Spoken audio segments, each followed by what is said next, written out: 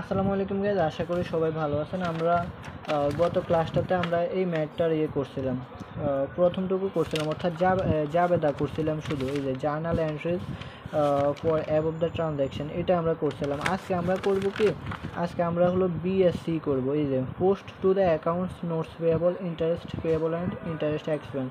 এই যে এটা খতিয়ান করবে, যেহেতু পোস্ট বলছে, তো এটার খতিয়ান করবে, ইন্টারেস্ট পেয়েবলের খতিয়ান করবে আর ইন্টারেস্ট এক্সপেন্সের খতিয়ান করবে। আর সি নাম্বারে আমাদের বলছে ব্যালেন্স শিট করতে, নোটস পেয়েবল অর্থাৎ আমাদের দায়ের ব্যালেন্স শিট তৈরি করতে বলছে আর কি। তো আজকে আমরা এই দুইটা দেখব। এখন আমরা যেহেতু গত ক্লাসে জাবেদা করছি, সেই জাবেদা থেকে আমরা সরাসরি করব। আমাদের বলছে নোটস পেয়েবল, ইন্টারেস্ট পেয়েবল আর ইন্টারেস্ট এক্সপেন্সের খতিয়ান করতে।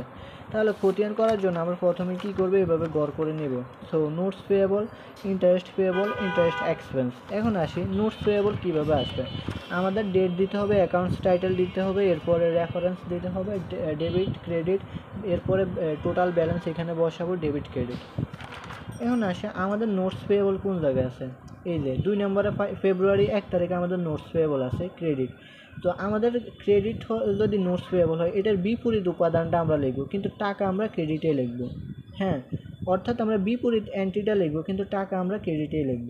যেটা বলবে সেটার বিপরীত অ্যান্টি লিখব আমরা। তাহলে নোটস পেয়েবলের বিপরীত নাম কি? Accounts payable.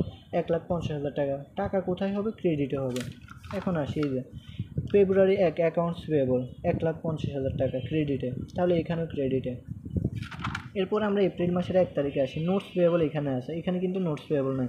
এখানে আবার নোটস পেয়েবল আছে আর ইন্টারেস্ট পেয়েবল আছে। তো নোটস পেয়েবল যেহেতু আমাদের এখানে আছে, এটা আমাদের যেহেতু নোটস পেয়েবল বের করতে বলছে, নোটস পেয়েবল, তো এটার বিপরীতে আমরা কি দেব?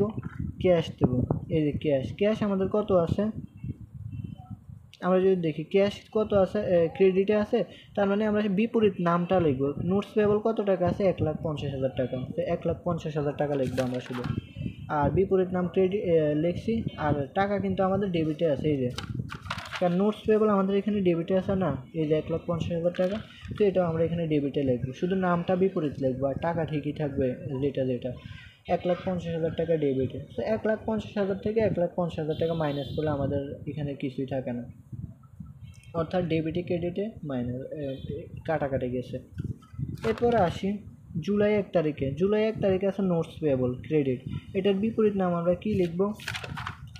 ইকুইপমেন্ট। যেহেতু আমাদের ইকুইপমেন্ট আমরা ক্রয় করার কারণে দায় বাড়ছে, সো ইকুইপমেন্ট আমরা লিখব। নোটস পেয়েবল ক্রেডিট 1,50,000 টাকা। তো এটা আমরা 1,50,000 টাকাই লিখব। 1 লাখ নেই, এখানে 2,50,000 টাকা, এটা বোঝা যায় না। 2,50,000 টাকা আছে আমাদের, তো আমরা 2,50,000 টাকা লিখবো আর ইকুইপমেন্ট লিখবো বিপরীত নাম, আর ক্রেডিটে টাকা হবে। তো ক্রেডিটে টাকা লিখলাম আমরা। এরপরে অক্টোবর 1 তারিখে আসি। অক্টোবর 1 তারিখে আমাদের নোটস পেয়েবল আছে ডেবিটে, আমরা ডেবিটে টাকা লিখবো, বিপরীত নাম লিখবো ক্যাশ। এই যে শুধু ক্যাশ লিখবো বিপরীত নাম, আর হলো টাকা ডেবিট আছে 2,50,000 টাকা। 2,50,000 ডেবিটে ক্রেডিটে মাইনাস কিছুই নেই। আর লাস্টে আমাদের কি আছে? নোটস পেয়েবল আছে 2 লাখ টাকা। এটা বিপরীত নাম ক্যাশ আছে, ক্যাশ লিখবো আর আমাদের টাকা কোথায় আছে? ক্রেডিটে আছে 2 লাখ আমরা এইভাবে লিখছি। ঠিক একইভাবে ইন্টারেস্ট পেয়েবল, এরপরে ইন্টারেস্ট এক্সপেন্স, এগুলো আমরা বের করছি। সো এই জাবেদাটা আপনারা ভালোভাবে দেখেন। এই জাবেদাটা আমি ফার্স্ট ক্লাসে পড়াইছিলাম। সো এই জাবেদাটা থেকে আপনারা বাকিটা বের করবেন। কোনটা বের করবেন? ইন্টারেস্ট পেয়েবল আর হলো ইন্টারেস্ট এক্সপেন্স, এই দুইটা বের করবেন, নিজেরা বের করবেন। হ্যাঁ, এখানে এগুলো দেওয়া আছে, যেটা থেকে আসে ওইটা বের করবেন।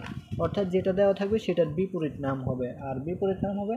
আর নোটস পেয়েবল হলে সেটা ডেবিটে থাকলে টাকা ডেবিট হবে, ক্রেডিটে থাকলে টাকা ক্রেডিটে হবে, কিন্তু শুধু বিপরীত নামটা হবে, পার্থক্য এখানে। আর ডেবিট ক্রেডিট সব আমাদের ওই উপাদানের মতোই। তাহলে আমাদের এই যে ইন্টারেস্ট পেয়েবল করবেন, এরপর হলো ইন্টারেস্ট এক্সপেন্সও করবেন। এখানে এগুলো সব দেওয়া আছে, অ্যান্সার নিজেরা ট্রাই করবেন, এরপরে দেখবেন অ্যান্সার মিলছে কিনা। এখন আসি আমাদের 3 নম্বর উপাদানে, এখানে কি চাইছে? Show the balance sheet. Balance sheet চাইছে, আমাদের দায় বের করতে বলছে।